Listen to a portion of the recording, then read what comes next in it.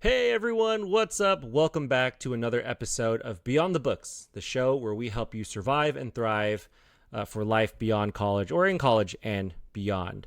And Tyler, you're back. What's up, buddy? Where you been? I'm back. I've been mostly just trying to survive. I don't know about the thrive, but I've been traveling incessantly for work and planning my wedding, which is imminent in 9 days from now. So it's been a bit of a busy stretch, but there's nothing more important to get back to than beyond the book. So That's right. excited. That's right. Yeah, wedding planning, work, that's all trivial. Beyond the Books is really where it's at. No, I'm just kidding. I'm looking forward to you getting married. We all know Kira already because she was on the one of our early episodes, but I will be in attendance as well. So looking forward to having some fun with you. It's going to be a good time, and it's a place that or the wedding is chock full of people who have made it, and all the wisdom that we share with you is basically from all of them, to be honest. So There you go. hopefully, you know, it's going to be a good conversation today. I'm excited to get back into it. Yeah, so the next episode should be like, at the very end where everyone's been drinking too much and we just pass around a mic and that's like a different Beyond the Books at night. We were just talking about that before we recorded. Maybe that's one of the episodes in the future. No, I'm just kidding. But we are, of course, very happy to have you back, Tyler. So welcome back. As you know or have heard, Brian and I, in our last episode, had highlighted this 30, 60, 90 framework of first 30 days, what are some things to think about? 60 days, 90 days, because it's late spring and it's starting to get into this phase where folks are graduating. So congrats if that's you. Or maybe you're wrapping up your school year and you're thinking about your internship and actually starting.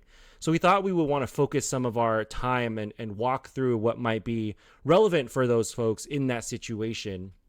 So we're going to talk about that first 30 days. We're going to just kind of start with the basics. And Tyler, I thought it'd be fun to kind of bring us back into our very first jobs, you and I, or for the audience member to imagine whatever you're planning to do in the summer. It's day one. Your butt is in your seat. You open up your laptop and you have no idea what the hell you're doing. Help them, Tyler. Help me. Help, 21, 22-year-old Ben. What the hell am I doing and how should I be thinking about the first 30 days? I love it. I think, funny enough, just given it's May right now, I think 2 weeks from now and many years ago is when we were graduating and going into this That's right. situation. And over the summer, we went kayaking in Tahoe. It was a good time. That's right. And then we had to like face reality of, oh wait, now we have to work, and there's no more summer vacations. So I think the first thing you do is let it settle in. Like take in the fact that you've just started this new job, this new life step. It's exciting, it's scary, it's got all the things in it. And once you come to emotional and mental terms with the life that you are now in, it's probably time to start getting your ass to work. So what that means is I think the best way to break this down is probably to break it into just a mindset of skills. Like what skills are you going to be applying in the context of your job to create the impact that you're going to create, whether you're a software engineer, a marketer, a doctor, whatever you might be coming out of college. And I would like to break that up in kind of a framework of just looking at hard skills and soft skills. So your hard skills are all the things that you've learned in school. They're the things that were taught in books. They're the things that are the actual, like, to do this job, you need to be able to do XYZ thing. An example of that might be if you're in computer science, learning to write JavaScript. That is a hard skill. You need to know that in order to be a computer scientist in kind of that context. And so that can mean anything. If you're a doctor, for example, that means being able to understand the human anatomy. If you are an accountant, it means understanding what credits and debits are and how accounting works. So your hard skills are all the things that probably in school or certificate programs or kind of continued education. That's what you're going to learn from those sources. On the other hand, though, and I would argue, at least from what I've seen in the workplace, the more important thing I personally think is your soft skills. Soft skills are kind of something that I feel like we hear about throughout college and in our early careers, but it's just kind of like this big bucket. So I'm going to try and chop it up a little bit so it's a little more approachable.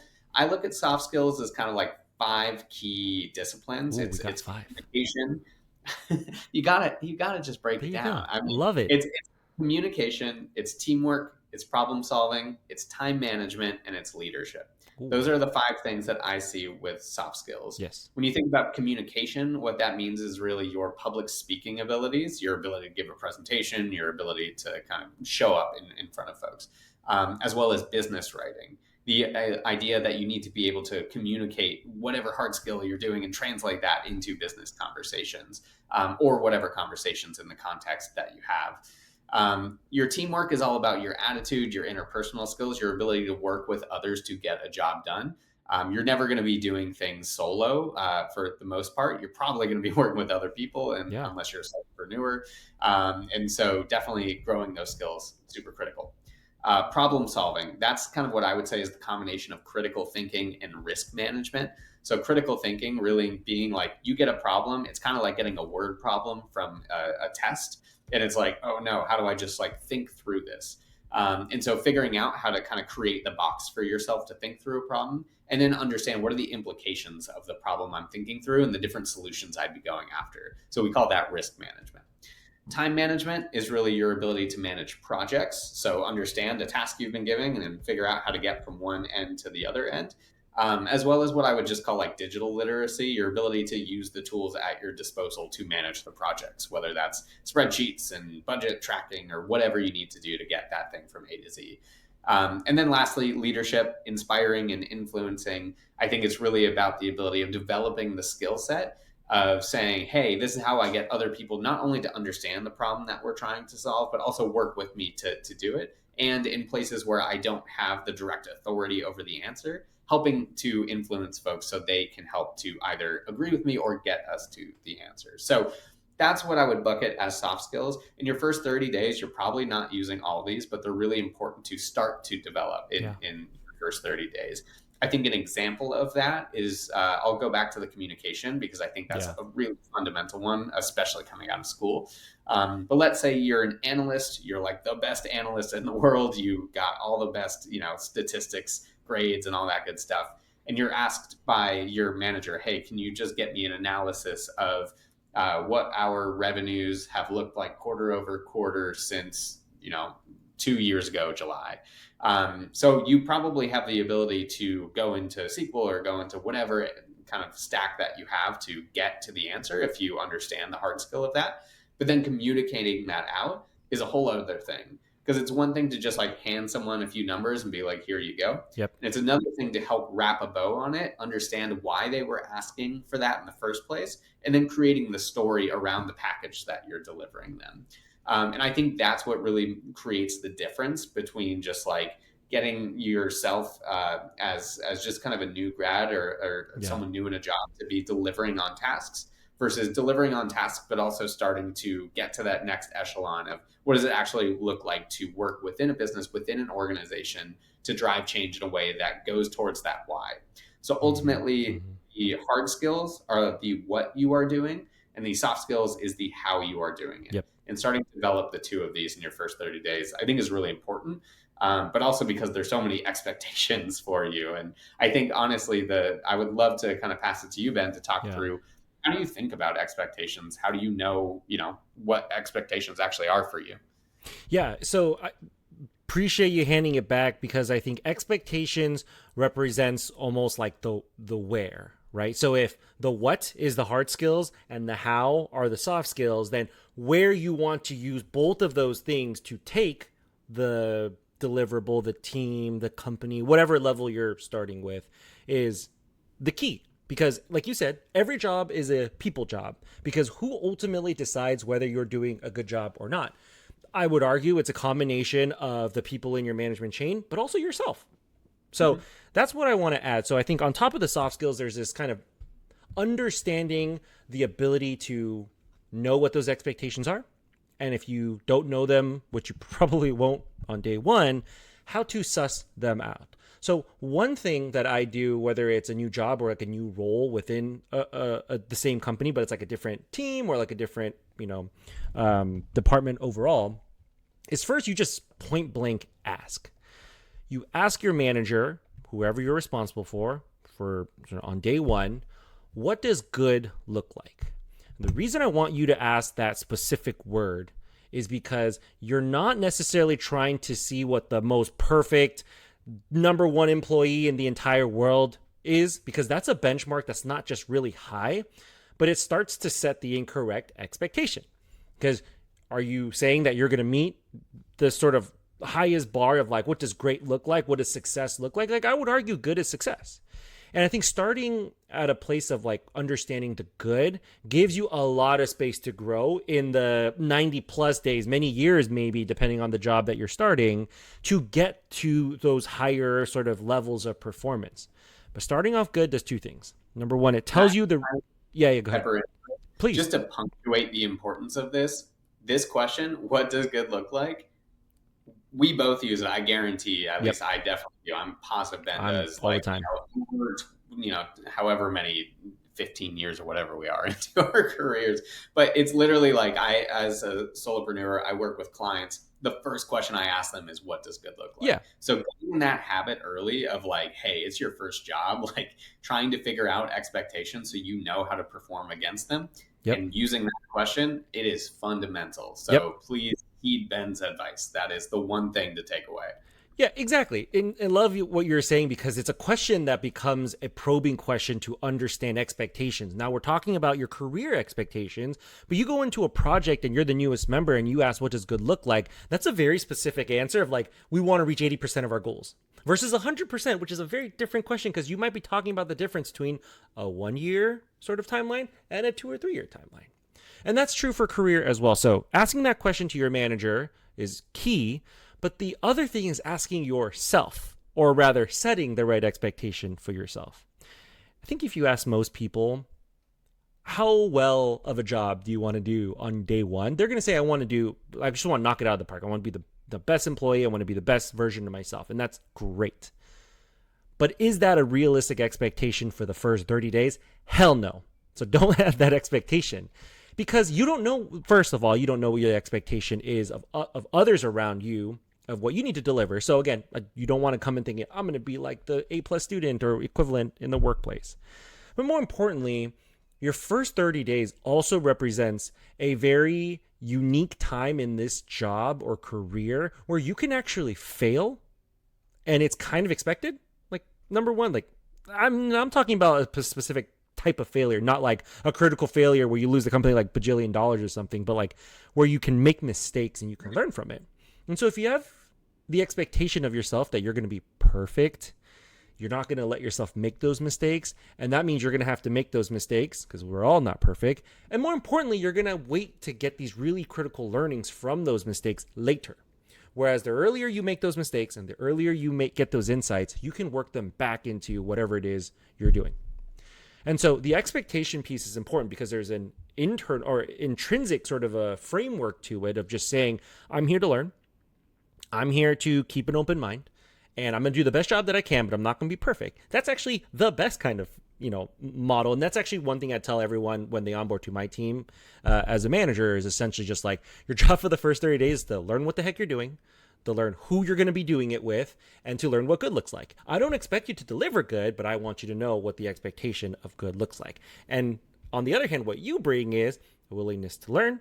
You bring sort of the intellectual curiosity is maybe the right word, to like explore what the answers of each of those things are. And you start yourself on a path to get to what good looks like, but it's just the start, because we're talking about the first 30 days. So I wanted to layer in expectations. I want to sort of get your thoughts, and then we should talk about sort of other tangible pieces of advice to kind of make a good impression by bringing together the skills and the right mentality and understanding the expectations. Tyler.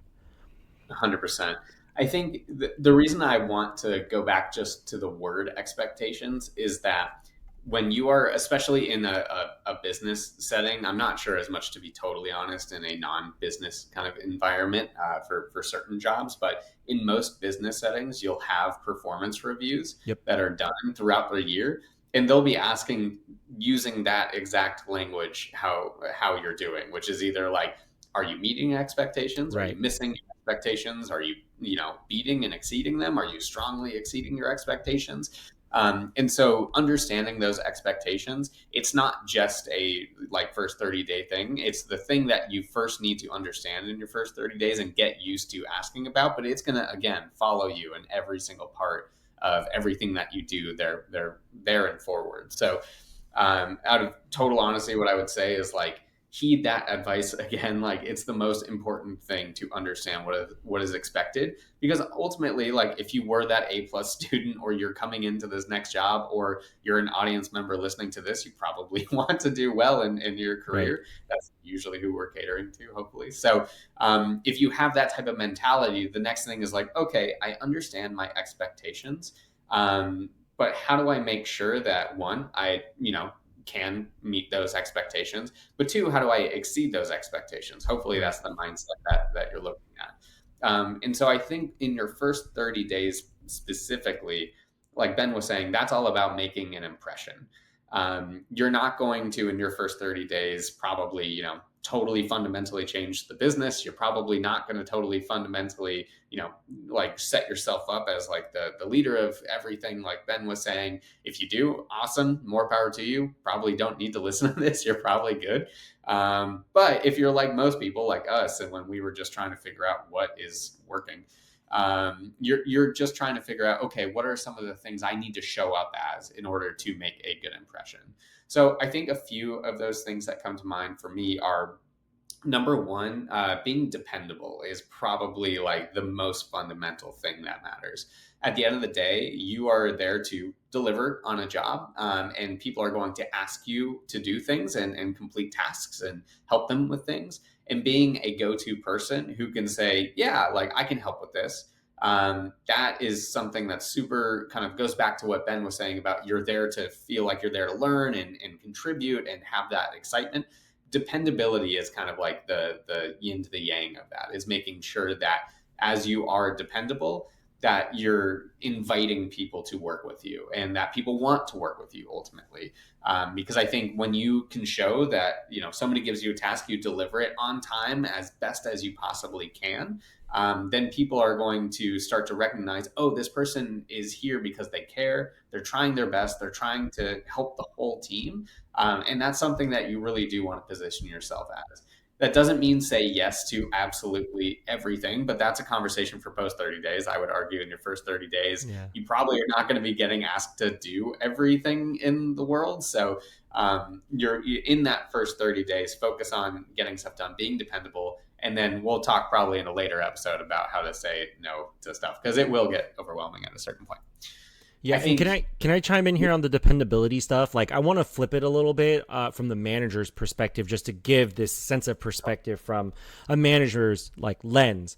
As a new individual, you can go down a path of being dependable, and what that means is when I ask you to do something, or I know that something is sort of in your realm, I don't have to worry about you doing the work. Number one, if you're not dependable, there's not that level of trust, and that's sometimes how you get micromanagement. Some people might micromanage anyway, but just wanted to be clear, like that means when you get handed a task, I'm not needing to spend my time to worry about that being done. But the dependability also, I think, stretches to, can I depend on you to give me sort of this communication, which I know is going to be a next point of yours. Like, if you are not going to be able to make it, or you have a question that wasn't clarified initially, and now you want to, I want to be able to depend on you as your manager to bring those things up before the due date. So I can't tell you how many times, both like in work and just beyond, where I am expecting, my expectation is someone's got something handled, and then the day that I expect it is, actually I have some questions for you. I would argue that's not really, you're not really dependable in that way, because I'm depending on you to tell me that you need clarification from me. I'm depending on you to tell me that something is blocking you so I can step in, versus telling me at the very end. So I think dependability is very much what you said around like making sure we trust that you can do the work and delivering it on time and with quality. But it's also depending on you to just make sure that like you're bringing your questions back to me and looping me in as soon as you can.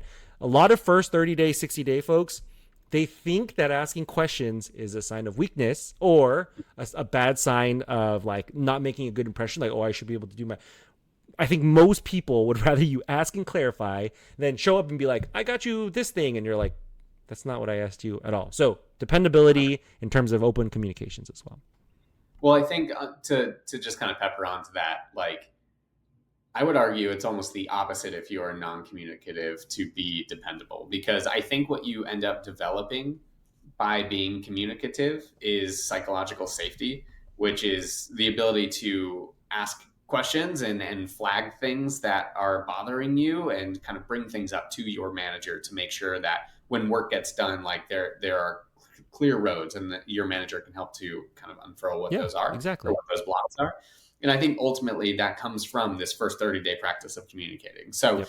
what that really means is, let's say your manager is like, hey, here's a bunch of onboarding documentation. I want you to read all of this stuff so you understand it. And then I'll start to give you projects. Let's say you read all that stuff and you're like, well, I want to look like I'm smart. So I'm just going to not ask questions, be like, I totally got this. This is fine. And then your manager gives you your first task and you're like, oh, yeah, I totally got this. I had read all the things.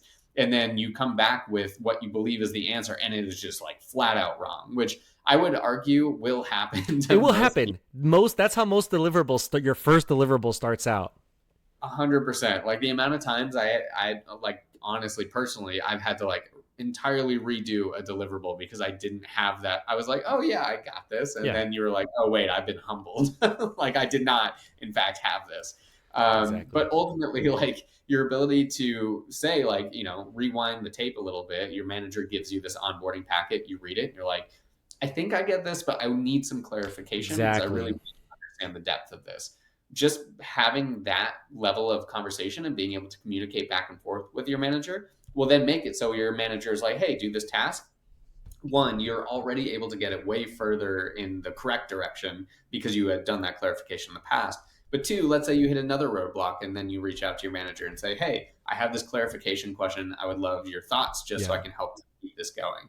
It will just exactly. get you to the right answer, the best right answer faster to open up these lines of communication. So I think having that impression going back to your first 30 days of I can have like conversations and be a little bit vulnerable in some ways and Exactly. ask questions will help you to kind of move things forward. And I think what that leads back to, the last part of that is just feedback. I think your Yep. first 30 days is all about, you're trying to show that you are there to be the best version of yourself in the work context.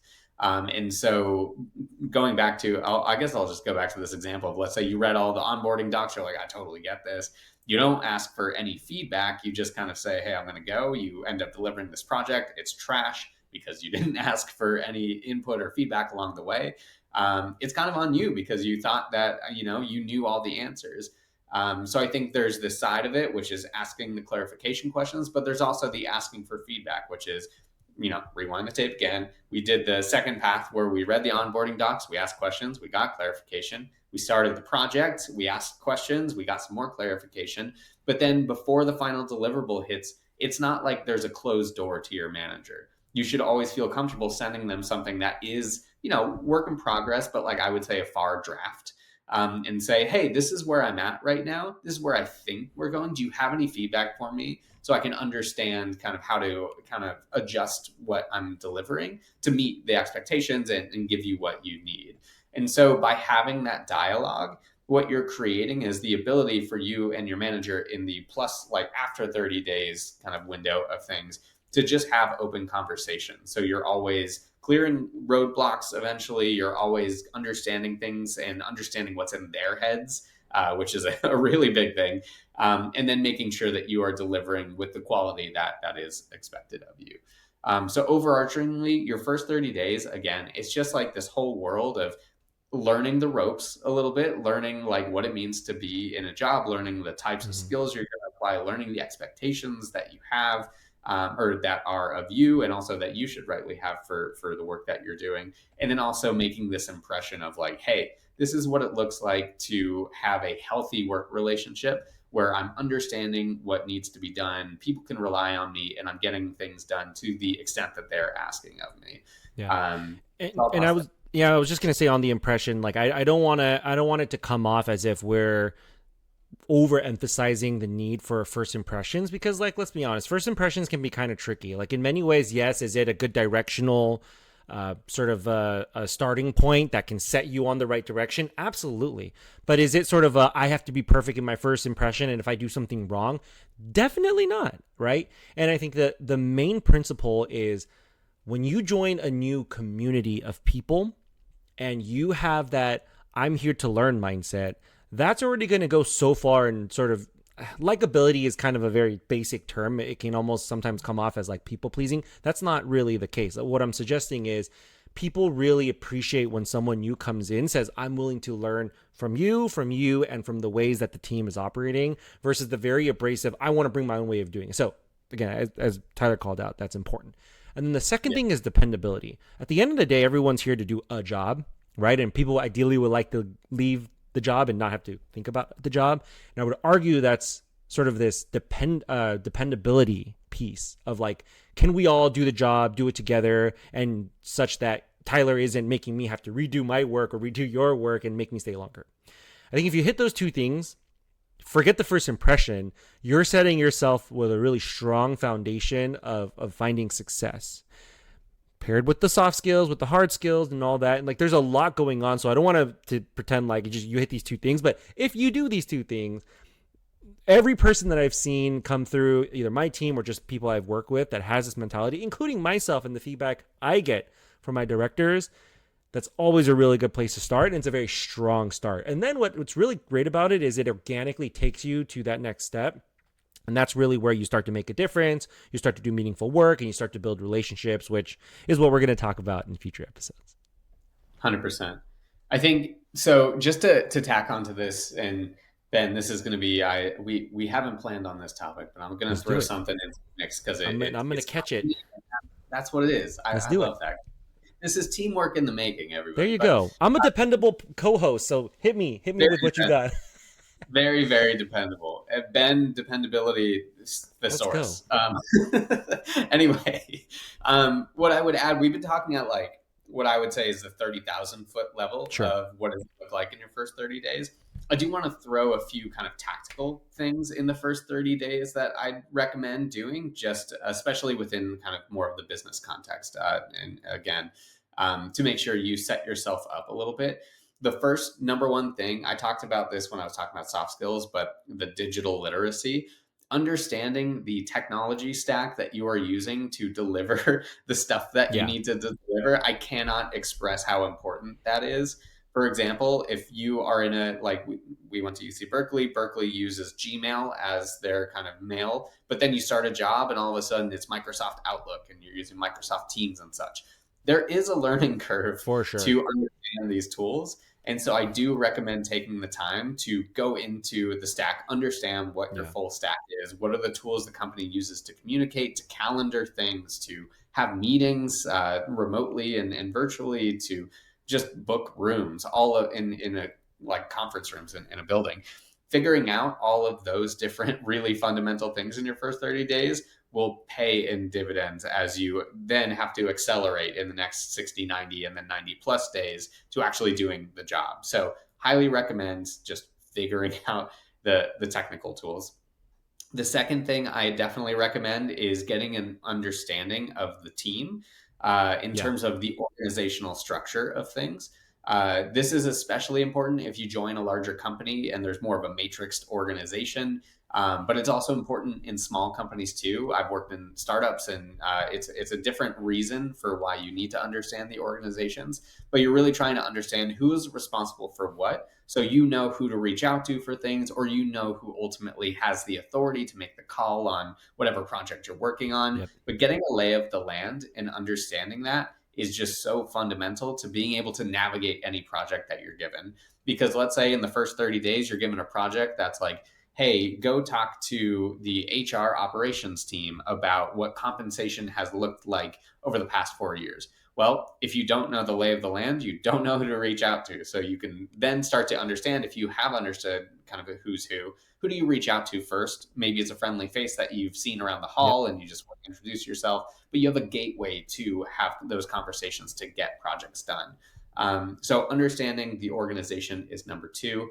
And then lastly, number three, I would say a fundamental thing is just to like understand as much history as you can Yeah. about like the topic that you're working on. You'll obviously get onboarding documents. You'll Yeah. obviously get a bunch of information from the company, but Hopefully. try hopefully, yeah, Not I OC. To be fair, I've been in a startup where I got none of this, Yeah. but in that environment, it's a different vibe. But Yeah. I think like the number one thing you can do is ask for old documents of Yep. old work so you can Context. see like Yep. what context exists, as well as just talking to the team around you to understand where have things been. Like Yep. what it, before you were there, what did the organization look like? What were the priorities? What are the new priorities? What's kind of the thread of history? Yeah. And I think ultimately those three things will help you set yourself up more fundamentally for the day to day versus kind of the 30,000 foot. I love it. No, I love it. And I'll just add one more, one and a half. I think like talking about the team, which is team norms. Now it's okay because team norms aren't something like log, so it's okay if you kind of learn on the fly. But a great example of this is when I joined the engineering organization as a product manager, there's a very unspoken rule around no meetings on Fridays. So, happy-go-lucky Ben, who's new on the team, starts scheduling meetings. I'm like, I don't really want to, but like, there's no other choice. This is the only time we could meet to meet the deadline. Guess who got a bunch of angry pings about not scheduling, but it's not written anywhere. So I think like asking the community to help you understand those team norms. Is it okay to book, or do I have to schedule a meeting or email first and then book a call directly? Or is it okay to book directly? Is it okay to book, after 4 p.m., 5 p.m., Fridays? Like I'm using these as examples, but there's probably a ton of team norms. One of the ones that I'm recently experiencing is my last manager was very ping like message, direct message focused. And so it was a lot of real time communication. So we were very much sort of always having our chat window open. My new manager is like not ping friendly at all or chat friendly. So it's all email based. So like first couple of weeks, I was like pinging him with stuff. And I was like, hey, like question on this. Cause they're kind of timely. Like I need the answer before the end of the day. And I wasn't getting a response. And I was like, well, this is kind of frustrating. But then I started emailing him. So I'm realizing that, he prefers email. And then I'm getting responses in 10, 15, 20 minutes. So just a style of working, is kind of where you want to go. And then this dovetails in the other half, which is manager preference. Very, very important to know what might set off your manager in terms of not being thrilled about something or being very, very a big fan or a proponent of something. You can ask your coworkers this. Essentially, just like, if Tyler's my manager, I would ask him, like, how does Tyler prefer to get information? How does Tyler prefer to do one-on-ones? How does Tyler... And we'll get into some of these other topics in the future, but just to give you an example, when my old bosses had a rule that said no surprises. If I am surprised by something you did not do your job. Very blunt. Might have him on the show one day. But he used to say no surprises, right? And so that was a very clear message for me and a team norm that I had to pick up on very quickly on like, okay, then that means I need to refine my specific communication, talking about a soft skill, to focus on these big risks that may bubble up. If I over communicate, then everything's not a surprise, but I'm not doing my job of filtering either.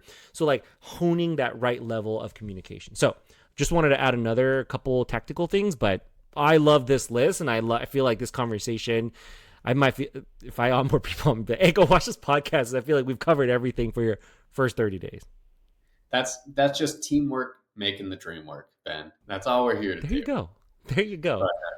But no, thank you for the conversation. I'm glad to be back, and I'm glad to look forward to a bunch more of these because we've got a whole slew of really interesting kind of conversations coming up again around the 30, 60, and 90. So if you are new in your career, starting a new job, tune back in for the next one. We'll probably be talking about something that is really important and timely if you're in that camp. Yeah. So until then, thank you for tuning in. We appreciate you all. And until next time, remember that the best chapters in life are the ones you write yourself.